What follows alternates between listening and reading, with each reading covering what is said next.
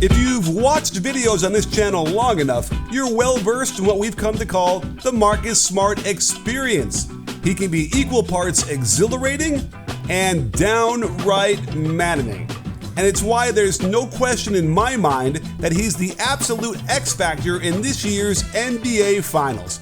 As Marcus Smart goes, so do the Celtics.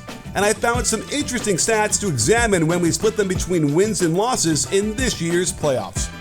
The first thing you'll notice is the three-point percentage difference. When he shoots around average, the Celtics win. And when he starts slamming balls off the rim and backboard, they lose. But let's dig deeper into these numbers to see if we can get more specific.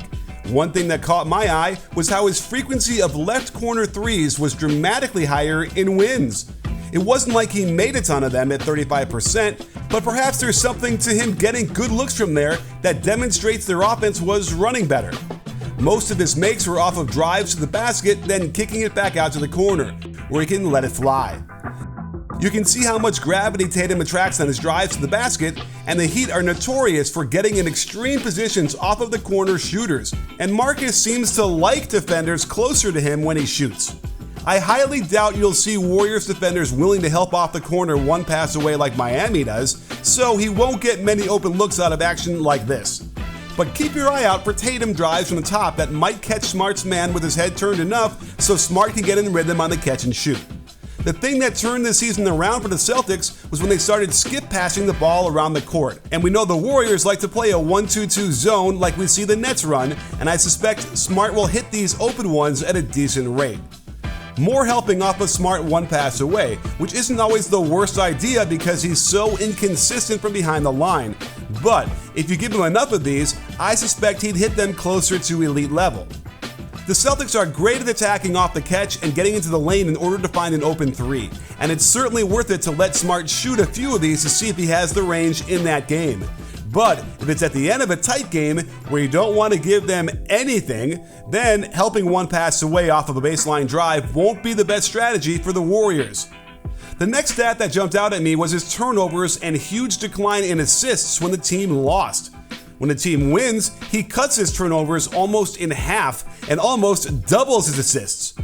When he's not trying to do too much with his passing, it works pretty well, like this on-time and on-target pass where he delivers the ball to an area before Brown even finishes his curl, right in his shooting pocket, and it makes Brown's job even easier.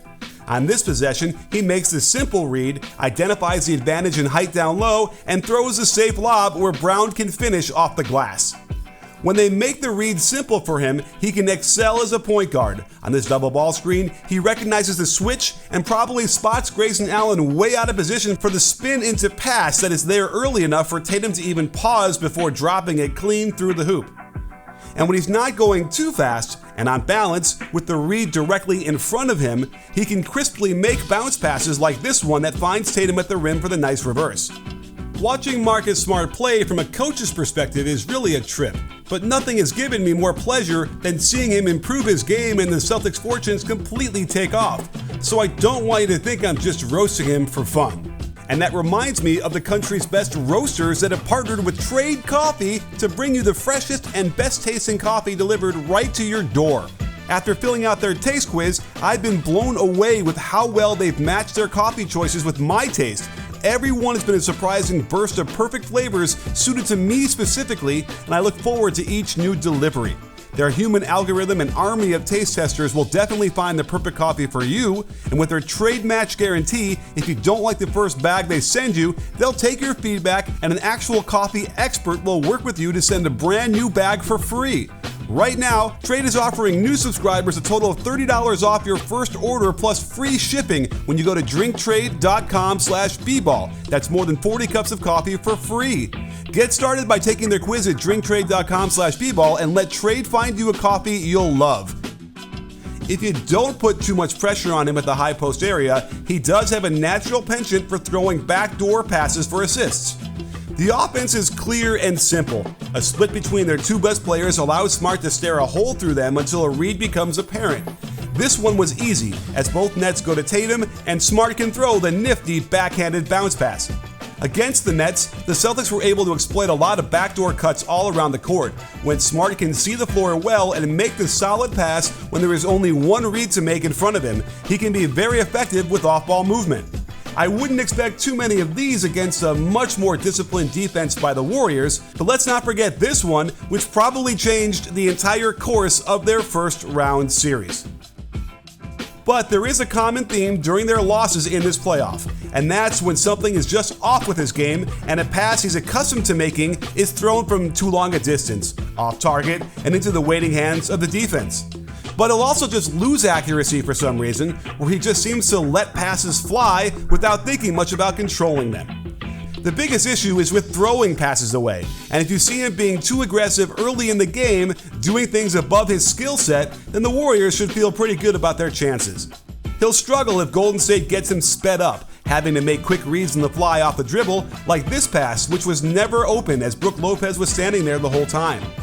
While passing was the bigger issue with his turnovers in those playoff losses, don't be surprised if he loses confidence in his ball handling from time to time, which led to some of the more confounding turnovers we'll see from a starting guard on an NBA Finals team, where the ball just seems to elude his grasp for reasons unknown, culminating in this doozy that cost them a chance to tie Game 5 at the buzzer, but somehow didn't kill their chances to win the whole series.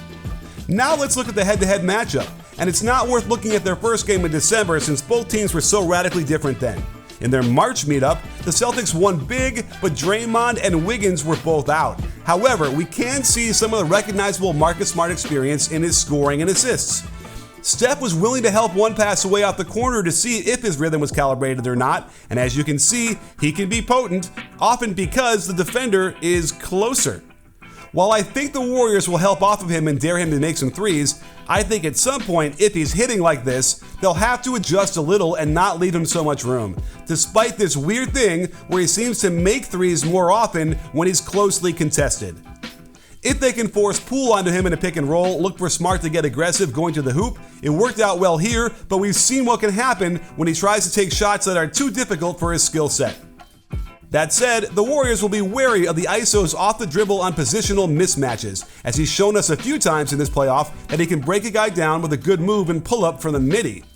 He shot the three well against the Warriors in the regular season, as Draymond doesn't want to switch, and the right wing is a hot spot for Smart during these playoffs, nailing a ton of them at a much higher rate than anywhere else. Smart is at his best when he's just another cog in the Celtics machine, with the offense itself generating skip passes to attack the closeout. Yet another three ball with the defender pretty close that drops clean through the net.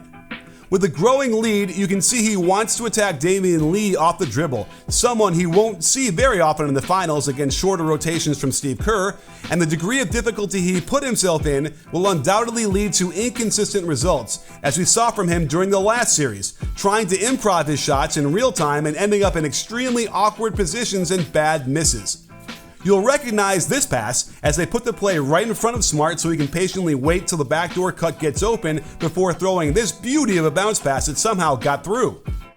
If they can get him to be patient, the Celtics will benefit. He realizes it's too congested to throw the post-entry pass, so he snaps off the simple one, right to Brown for the open three-pointer. A big key will be how he operates out of the short roll. I suspect he'll get opportunities, and we know how much the Celtics like to cut as Smart finds Brown for the strong finish. And the Warriors better watch out for the Robert Williams slip to the hoop off the fake pin down to the corner. This is the lob Smart can throw well. I'm not so sure how many games this NBA Finals will go, but I do know that the Celtics are going to need the best version of Smart more often than they got him in the conference finals in order to win this thing. If he can avoid costly mistakes in key moments of the game, the Celtics have a real chance. But if not, the Warriors will be hoisting that trophy in 6 games.